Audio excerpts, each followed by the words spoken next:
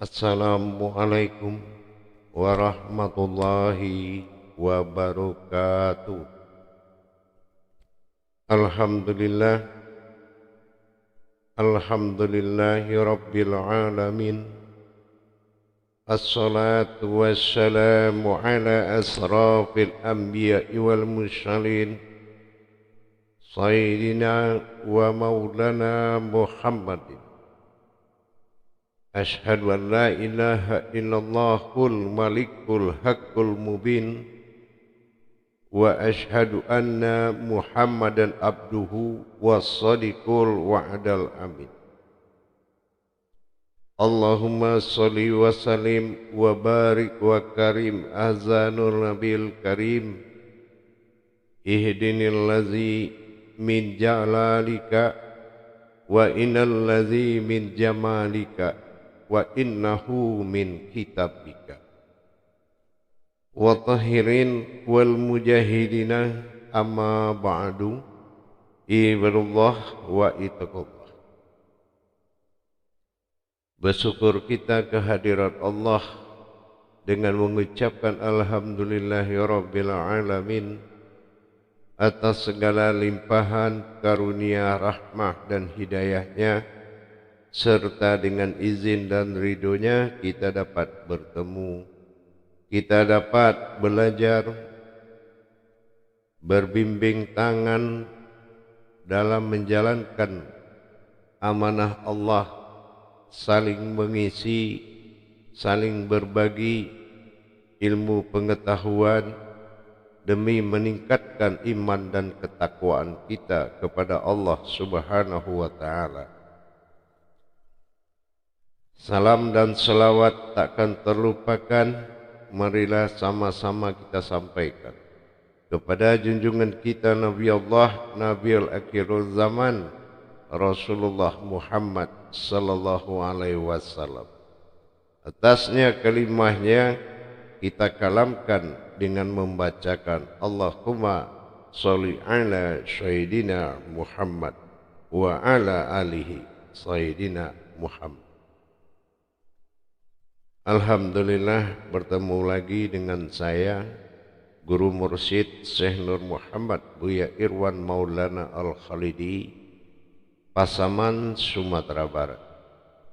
Tentunya dalam makom majelis zikir ma'rifatullah di bawah naungan Yayasan Islam Hidayatul Mubarakah dalam masa syiar wadah syiar YouTube Buya Pasaman Timur, kupas tuntas hakikat ilmu amal dan ibadah.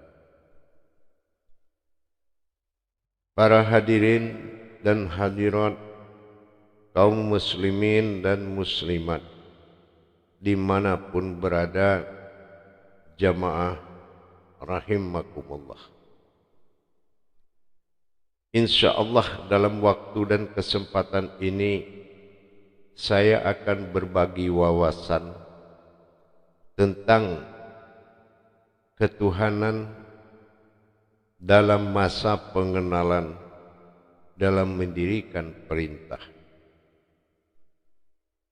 Memang tidak cukup kesempurnaan itu dengan menjalankan atau melakukan tanpa kita mengalami dan mengetahui hakikat, terutama hakikinya, tentang apa yang dimaksud perintah yang akan berkesinambungan dengan nilai dan hakikatnya. Di sini kita akan belajar memahami, yaitu kebenaran atau puncak kebenaran dari sifat ketuhanan, yaitu pengenalan tingkat kepada usuluddin atau usul. Karena apabila kita tidak memahami tentang ketuhanan dalam kajian usul, maka kita menjalankan atau mengerjakan tanpa ilmu, nilai keberkahan sudah pasti sangat kecil sekali. Nilai hidayahnya bahkan nyaris tidak ada. Disebabkan apa? Tidak terjadi hubungan batiniah terhadap peristiwa yang akan membuat kita kusuk. Sejarah adalah ungkapan lahiriah yang dijadikan sebagai syariat,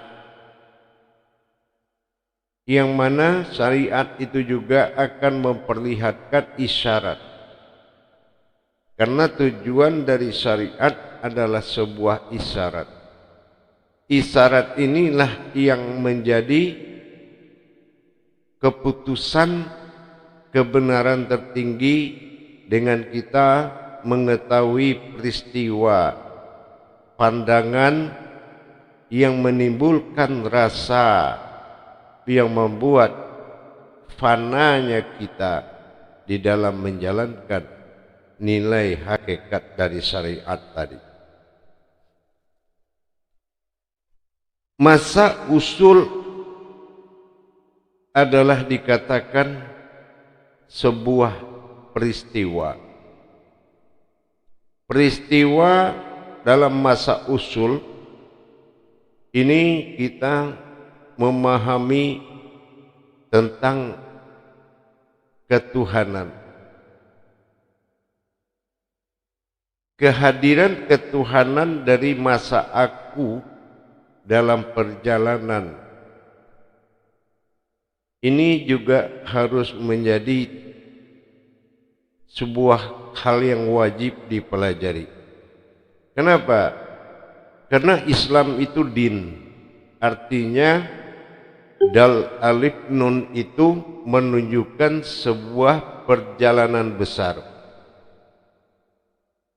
Kalaulah tidak terjadi perjalanan atau memperjalankan dal alif nun, bagaimana kita memperjalankan kepada wujud asal mula jadi dalam tajalli Allah yang berupa sholat dan zikir?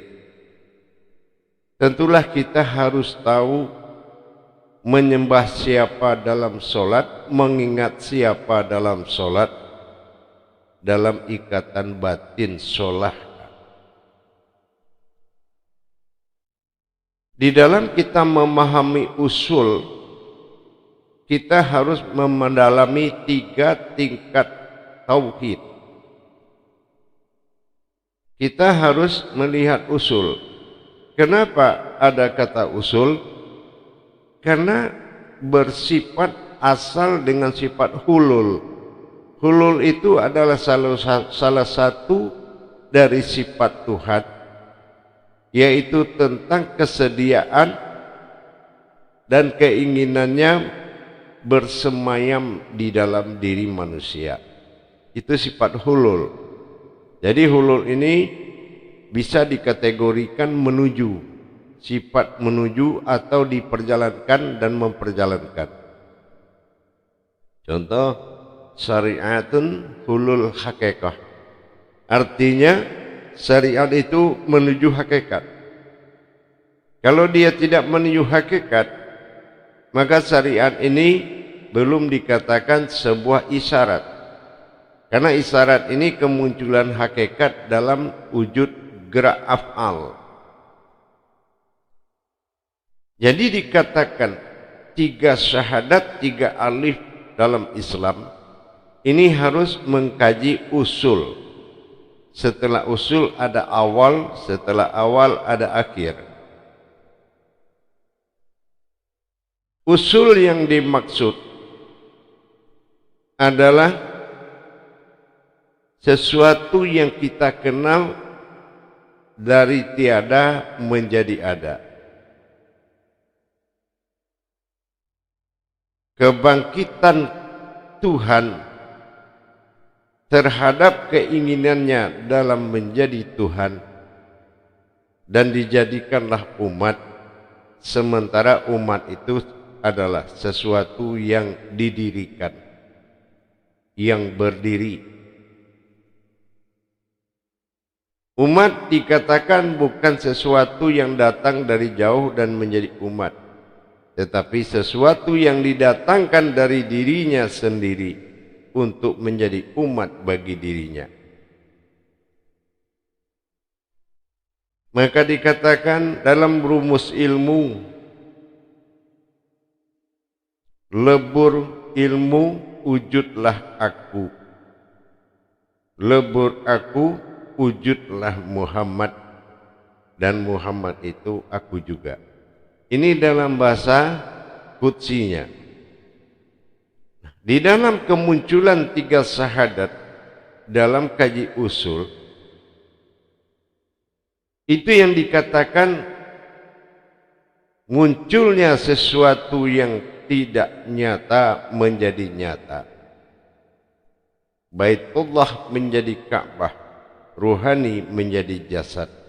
Ini dikatakan hudur. Hudur itu kehadiran.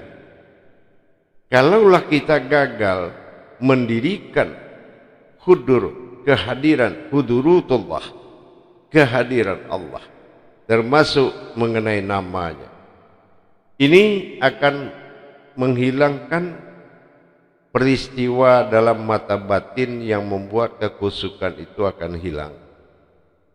Maka kita wajib mengkaji tiga syahadat tadi. Yang pertama, belum adanya sesuatu yang ada menjadi ada dan nyata ada, itulah Tuhan. Tetapi belum berkodrat Tuhan. Ini yang dikatakan syahadat batin. Syahadat batin ini syahadat Baitullah. Ya, pasti berwujud kepada Ka'batullah. Nah, ini yang dikatakan Al-Malikul Haqqul Mubin. Al-Haqqul Mubin, bagaimana kita mendirikan yang hak itu dengan nyata, atau dalam Qudsi disebut dengan Zahiru Rabbi. Tidak mudah memang menyatakan itu Tuhan, tapi yang tidak menyulitkan ini Tuhan. Ini dalam suatu tuangan perjalanan tajalli Allah. Di dalam kita memahami kehadiran Al-Malikul Haqqul Mubin dalam syahadat batin, maka As'adikul wa'adal amin. Nah, ini jelas pengakuan tanpa ragu-ragu, itulah diriku, itulah aku, menunjukkan dari masa dia kepada aku dengan tajalli syahadat batin, kemunculan dari alam tiada menjadi ada, wujud berwujud, dan akhirnya dia bermaujud. Ini dibutuhkan kebenaran dari kupasan kaji syahadat batin, yang mana syahadat batin akan menjadi suatu kodrat yang mana hak pada diri yang hak nyata sudah berwujud kepada sebuah wujud, sebuah diri yang wujud, diri satunya, amin. Ini yang dikatakan diri aminun. Di sini terjadi dua perkara yang belum bernama. Adanya kodrat yang hadir, hudur,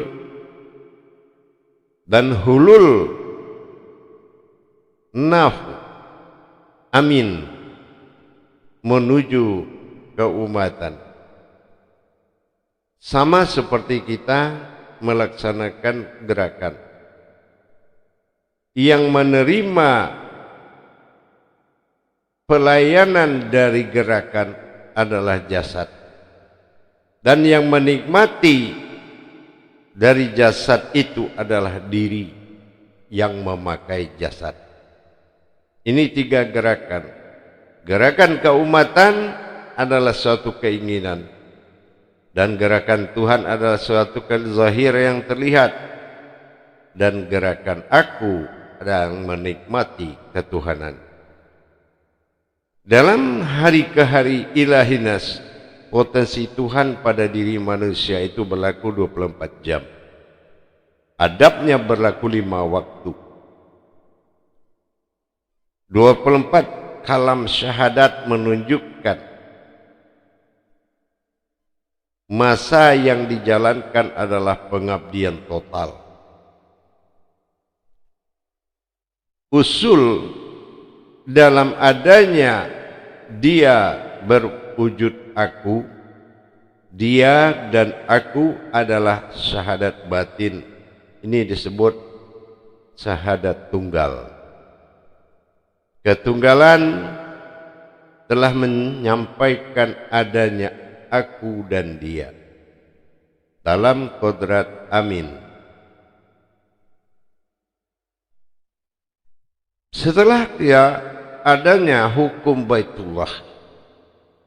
Hukum Baitullah yang kekal adalah adanya Tuhan dan adanya umat. Adanya Tuhan dan adanya umat ditentukan dengan ijab kabul.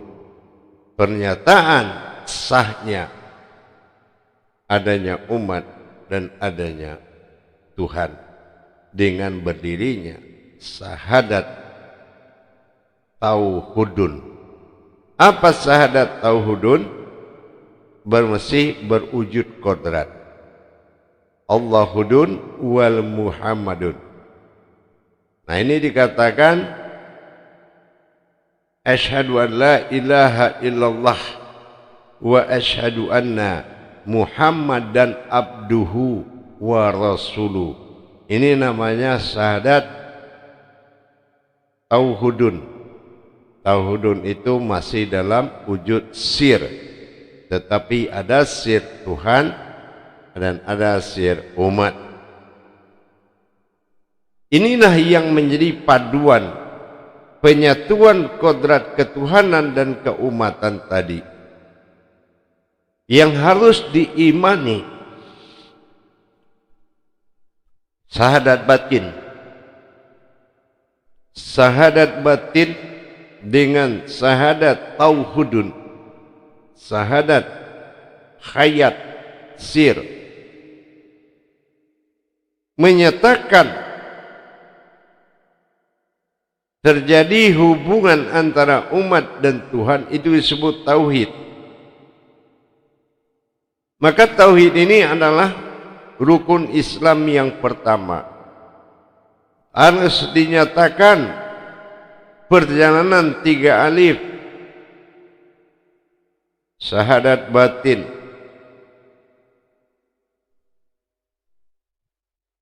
Dikatakan terwujud kepada adanya umat, adanya Tuhan di dalam maqam tauhudun. Allahudun wal Muhammadun. Ini belum punya nama. Nah ini bagaimana kita menetapkan dan mendirikan yang tidak ada menjadi ada, syahadat batin dan tauhudun syahadat hayat sir rahasia. Allahudun wal Muhammadun, tentunya dengan la maujudun. Artinya semua yang maujud adalah batin. Inilah yang harus diimani pada perjalanan langkah ketiga, yaitu masa awal. Masa awal itu adalah ikhra, ada pernyataan, katakanlah. Ada pernyataan, katakanlah. Nah, disinilah pernyataan iman, bahwasannya asyhadu an la ilaha illallah wa asyhadu anna Muhammad Rasulullah. Ini iman. Tetapi kalau kita tidak masuk kepada usulnya terlebih dahulu, dalam masa ketunggalannya, dia hadirkan sebuah diri yang mana diri ini menjadi sesuatu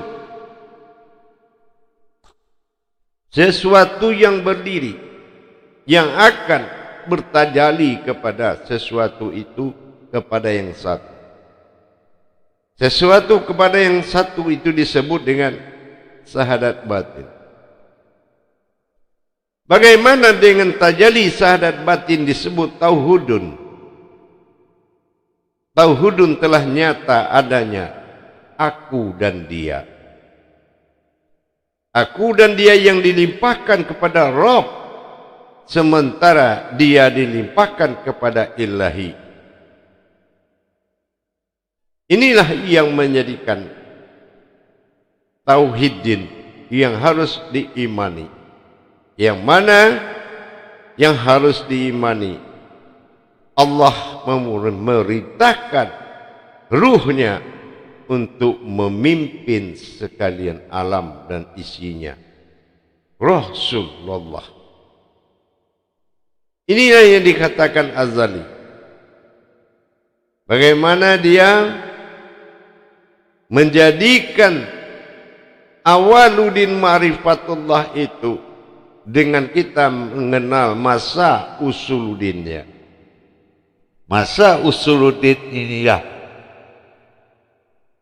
yang dikatakan Allahudun wal Muhammadun. Tetapi di syahadat batin belum ada batin, yang ada aku dan diriku.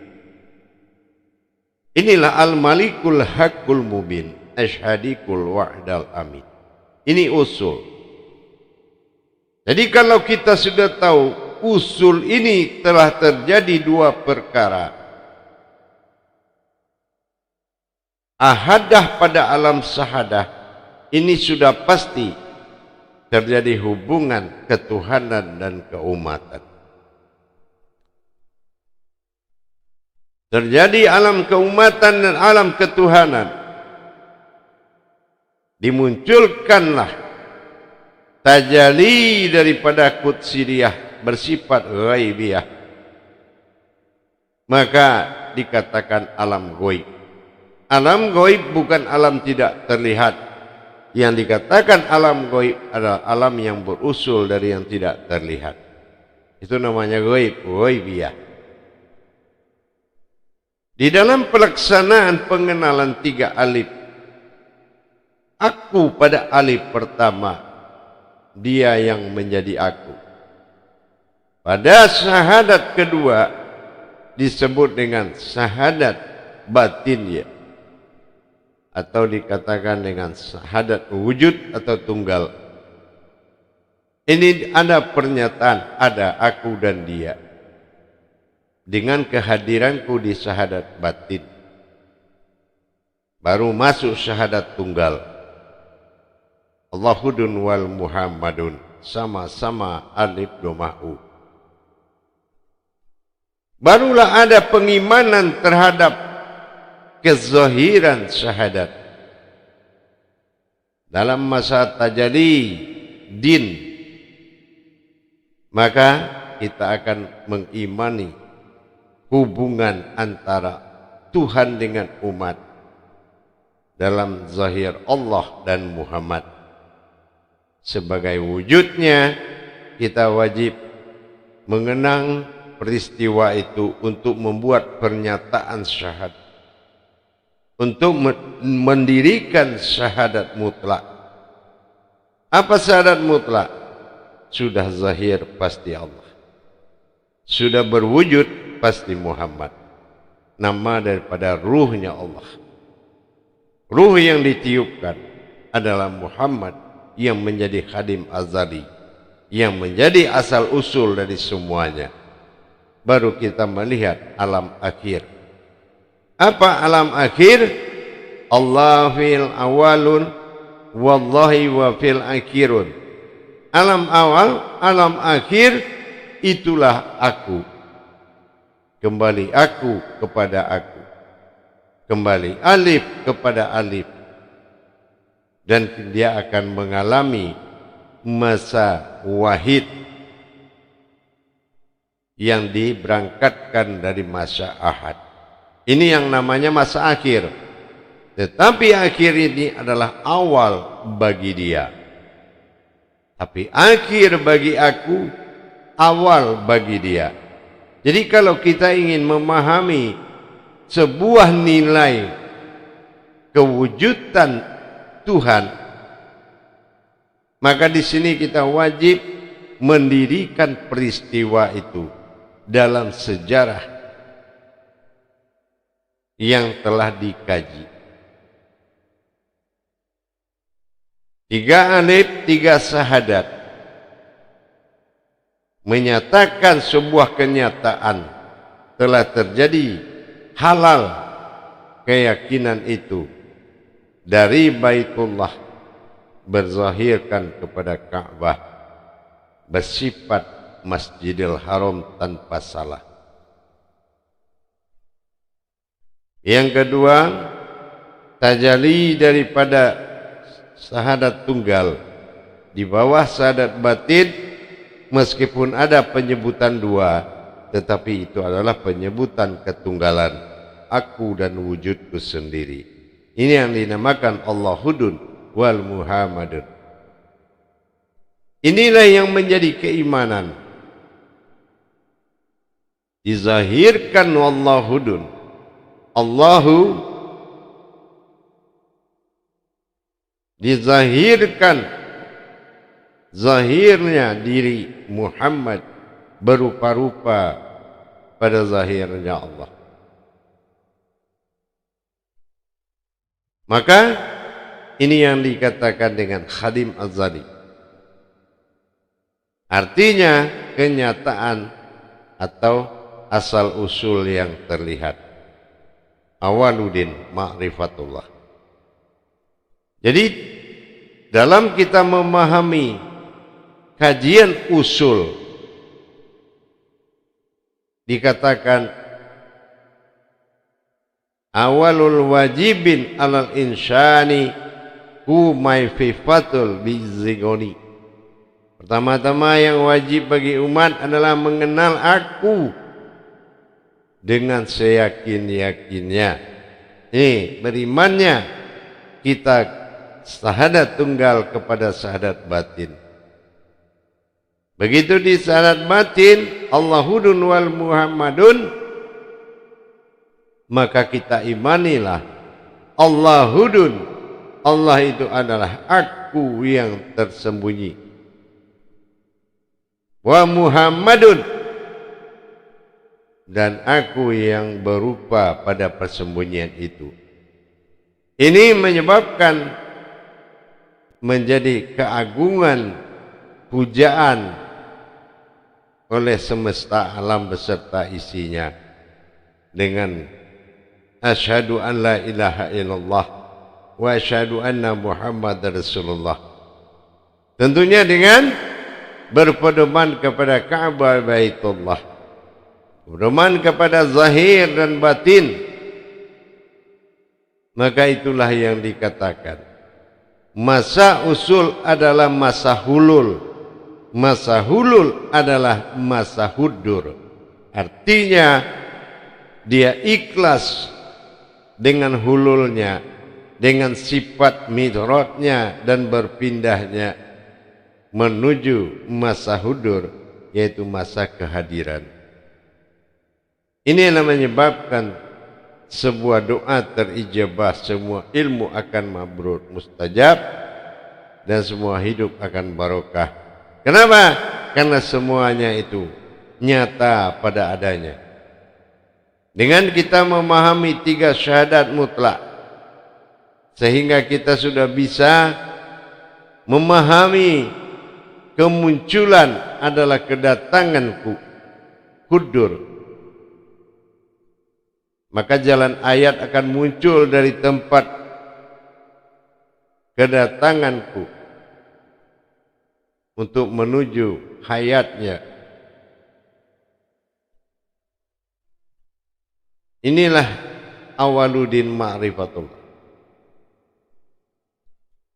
Dan akhir daripada perjalanan, akhiruddinnya, inna lillahi wa inna ilaihi raji'un. Alif domah u akan kembali berdiri sendiri tanpa memerintah, tanpa diperintah, tetapi selalu memberi. Jamaah yang dirahmati Allah, kaum muslimin dan muslimat rahimakumullah. Jadi wajib bagi kita mengenal masa usul, bagaimana adanya Tuhan, bagaimana adanya umat, bagaimana mempertemukan Tuhan dan umat dalam wujud yang sama. Inilah iman yang bertingkat. Imanuddin mengimani segala perjalanan syariatnya, hakikat, warikat dan ma'rifatnya. Imanullah mengimani syahadat tunggal, sehingga kita tahu Allah dan Muhammad satu kesatuan. Ahmad satu kesatuan yang menjadi Ahmad. Adalah sifat diri, asal daripada diri, sementara Muhammad sifat ketuhanan diri yang dipuji oleh para diri. Dan terakhir, kembali diri pada diri, kembali Tuhan menjadi Tuhan. Ini yang dinamakan pada syahadat akhir. Makanya orang yang sudah ingin berpulang selalu dibacakan syahadat akhirnya, yaitu luput kembali menjadi awal, menjadi usul. Inilah yang dikatakan masa usul yang wajib diketahui menjelang datangnya masa awal dan masa akhir. Kalau sudah berjalan dan dipahami geraknya dan bagaimana menjalankan kehadiran, insya Allah maka perintah itu adalah hal yang pertama wajib dilihat oleh Allah Subhanahu wa ta'ala. Jadi jangan salah paham masa usul, masa hulul menuju satu Alkitab besar, Kitabullah. Mengambil hukum-hukum hakikat pada rukun hakikat dalam Islam, syariat, hakikat, warikat dan ma'rifat. Menjadi zahir Allah yang terlihat pada syariat, terasa pada hakikat, dan bergerak bertarekat, dan terlihat berwujud ma'rifat. Ini diri yang satu, bukan pemahaman yang empat, tetapi pintu gerbang dari keyakinan menuju diri yang satu. Makanya kita harus benar-benar mempelajari usul kalau ingin menjalankan amanah dan perintah Allah Subhanahu wa ta'ala. Jangan lupa, kalau kita lihat hakikinya sangat nyata pada hakikat, dan hakikatnya itu bertampilan syariat yang bermakna. Kalau syariat yang belum bermakna bukan tampilan dari kodratku, tapi kalau kodratku sendiri, bertingkah aku pada tingkahku, bertingkah aku pada sifatku, ini adalah namanya kenyataan. Memberikan kenyataan kehadiran dalam masa ilmu dan iman harus di bawah panduan para mursyid untuk mencapai hakikatnya. Hakiki dan hakikatnya harus nyata di bawah perlindungan guru mursyidnya untuk memahami masa usul. Jemaah yang dirahmati Allah, kaum muslimin dan muslimat, dengan kita memahami tiga perkara dalam perjalanan tauhid besar, sesungguhnya perlu kita ingatkan kepada sesama kita memasuki iman setelah kita berilmu terhadap apa yang harus kita imani. Jangan kita bersifat nekat tanpa ilmu, karena semuanya akan sia-sia. Baik para jemaah, para hadirin dan pemirsa sekalian, dengan kita telah memahami bahwasannya fungsi syariat adalah untuk menampilkan isyarat, fungsi hakikat mendatangkan rasa, fungsi tarekat adalah memperjalankan, fungsi marifat sesuatu terlihat. Ini adalah batang tubuh al-haqqullah, yaitu mubin, ini yang nyata.